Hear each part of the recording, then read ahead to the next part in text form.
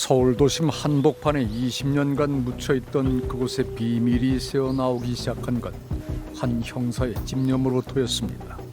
서울경찰청에서 장기 미제 사건을 담당하고 있는 김장수 형사.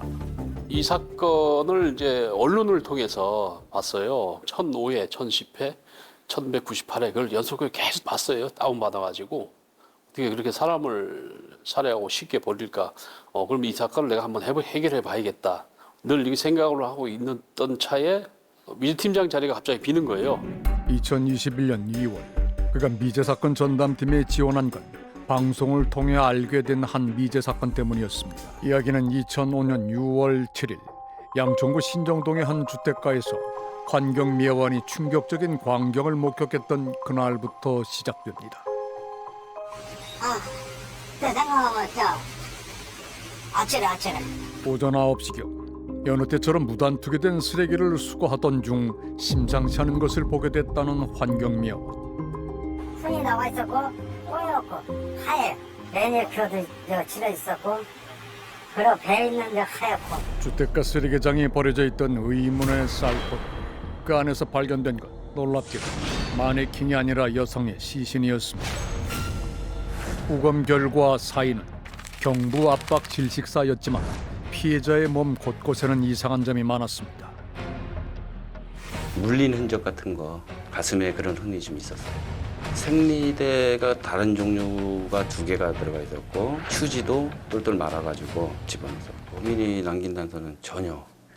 약 6개월 뒤 권영의 시신이 발견된 주택가로부터 2km 남짓 떨어진 곳에서 또 한 번 충격적인 소식이 전해집니다.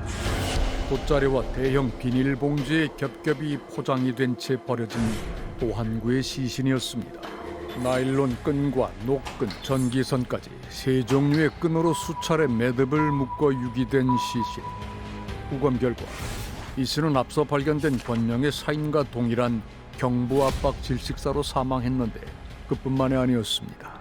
많이 맞은 정도의 멍도 있었고 갈비뼈가 2대가 골절이 됐었어요.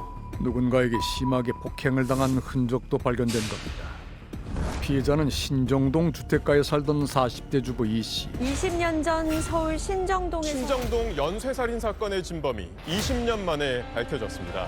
20년간 묻혀있던 사건은 어떻게 수면 위로 드러나게 된 걸까? 2016년에 서울경찰청의 미제전담팀이 신설됐습이 저희가 증거물들을 다시 한번 국과수에 2020년에 2차 재감정을 의뢰를 했고 1차 사건과 2차 사건이 동일범의 소행이다. 동일한 유전자연이 채취가 되었습니다. DNA의 제일 큰 장점 중에 하나가 이제 안정하다는 거거든요.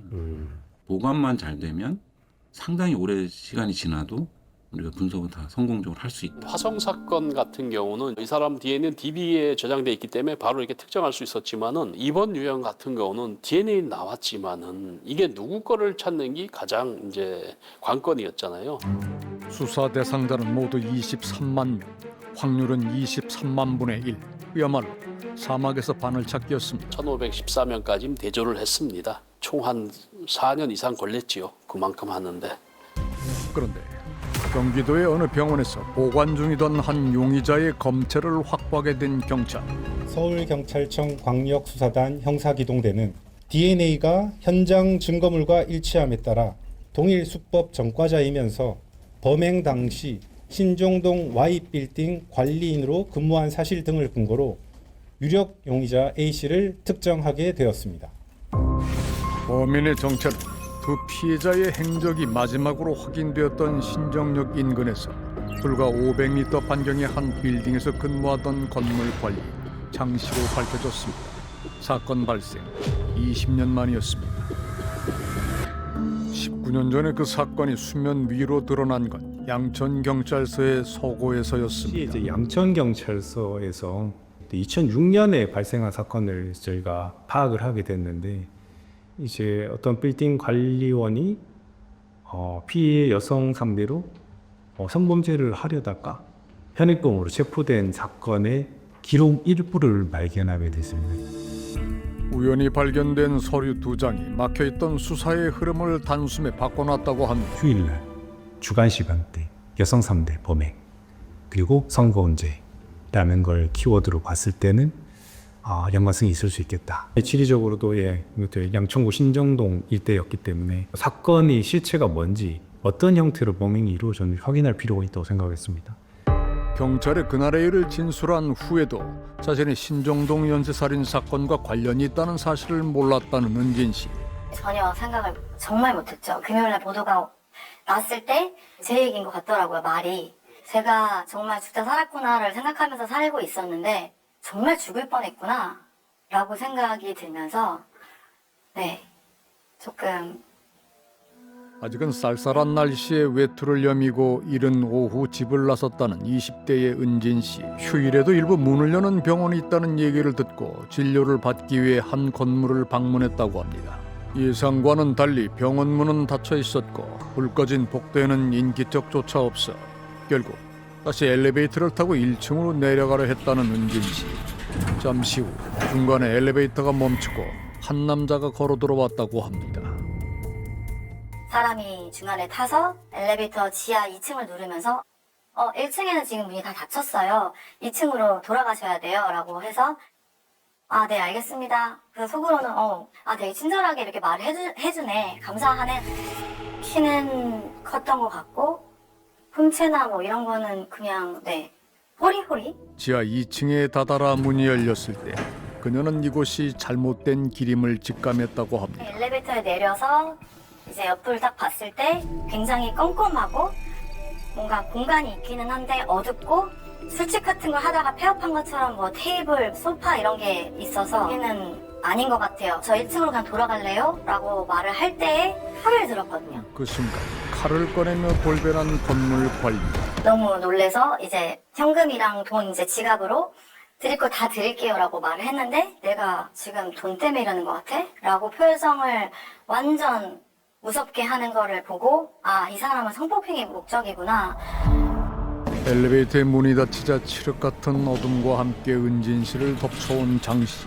진짜 그때 당시는 내가 죽더라도 여기서 죽는 게 낫겠다라는 생각으로 사실 했던 부분이거든요. 사방이 가로막힌 지하 2층에서 은진 씨는 처절하게 저항했습니다.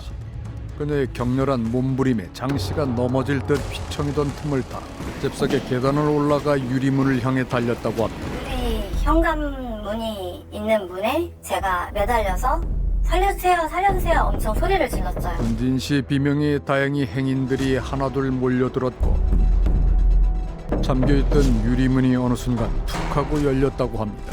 그것이 은진 씨의 마지막 기억이었습니다. 119도 왔었고 경찰들도 왔었고 그래서 현행범으로 체포가 됐어요. 강간을 시도하다 미수에 그친 장 씨는 강간치상 혐의로 기소되어 징역 3년 6개월형을 선고받았습니다. 어처구니가 없었죠. 너무 속상했어요. 누구는 죽자 살았는데 그 죄가 3년 반이구나. 본능적으로 범죄자들은 자기의 주거지나 직장에서는 안 합니다. 근데 자기가 근무하는 장소에서 그리고 자기가 얼굴이나 뭐 신원이 노출될 수 있는 장소에서 단순히 강도, 성폭행을 한다? 이거는 상식적으로 말이 안 되는 거고요. 과연 이 피해자를 살려보낼 생각이 처음부터 있었는지 결국은 이건 뭔가 또 다른 범죄를 위한 게 아닌가. 장 씨가 관리인으로 근무했던 건물에는 90년대부터 지금까지 운영 중인 병원이 있었습니다.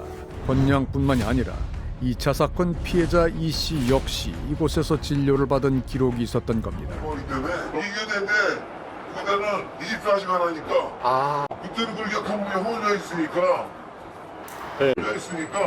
나쁜 짓을 하려고 했던 모양이지. 이 사람은 이제 이렇게 찾아다니는 사냥꾼이 아니라 덫을 놓고 기다리는 그런 범죄자처럼 보입니다. 범인한테는 이 건물이 완전한 자기만의 공간, 완벽한 놀이터였을 거라고 생각이 돼요. 피해자를 유인하려고 했던 지하 2층 그 창고. 저는 형사라고 하면 그 장소를 굉장히 관심을 많이 가졌을 것 같아요. 왜 거기를 그렇게 왜 그런 얘기를 했는지, 그러면 지하에서 뭘 하려고 했는지, 그곳에 많은 흔적들이 남아있지 않았을까. 어쩌면 그곳에 우리가 알지 못하는 또 다른 진실이 묻혀 있을지도 모릅니다. 2006년 당시 은진 씨가 사건이 벌어졌던 지하 2층으로 내려가 봤습니다. 19년 전 은진 씨가 마주했을 광경. 정면에는 기계실이 있는 지하 3층으로 내려가는 계단이 있고 이곳엔 그저 정막만이 감돕니다. 은진 씨가 끌려갈 뻔했던 지하 2층 저 안쪽은 대체 어떤 공간이었을까? 지금 콜라텍인가 뭐 했었던 것 같은데 거기 금방 없어졌던 건데 그래서 안 쓰고 가끔 뭐 창고로 쓰든지 새를 안 놨다고. 우리는 취재 도중 입수한 정보로 해당 공간을 재현해봤습니다. 그런데 눈에 띄는 점이 있었습니다. 내부에 갖춰져 있던 것으로 보이는 수도시설. 이건 뭘 의미하는 걸까? 피해자를 씻긴 흔적, 또 피해자를 다시 옷을 입혀서 정성스럽게 포장을 해서 워낙 깨끗한 상태로 이렇게 발견이 돼서 양말도 흰색이었는데 깨끗했고 이물질에 의해서 더럽혀지거나 그런 건 없었고. 그거 딱 가서 열어봤을 때 모든 게 생각에 뜨고 내가 좁혀왔던 게 딱 일치하고 보는 순간 딱 여기다. 또 형사의 감이 있잖아요. 99.9% 범인이 틀림없다. 장 씨의 범행 장소가 특정되고 신정동 연쇄살인의 증거를 찾기 위한 미제팀의 수색이 시작됐습니다. 지난 9월 5일 서울청 형사기동 4팀과 과학수사대 그리고 국가수의 합동 감식이 진행됐습니다. 340제곱미터의 넓은 공간에서 20년 전 살인사건의 흔적을 찾기란 결코 쉽지 않았을 상황. 결과는 어땠을까? 바닥에 흙이 있었고 원래 지하실은 약간 습하니까 곰팡이 성분도 있을 수 있는데 그때 당시 이제 피해자분에서 나온 모래 성분이나 곰팡이 성분이랑은 환경적으로 유사한 성분인 것 같다라고 해서 저희가 볼 때는 유의미한 결과고. 장 씨가 시신을 유기할 때 사용했던 것과 유사한 도구들도 곳곳에서 발견됐습니다.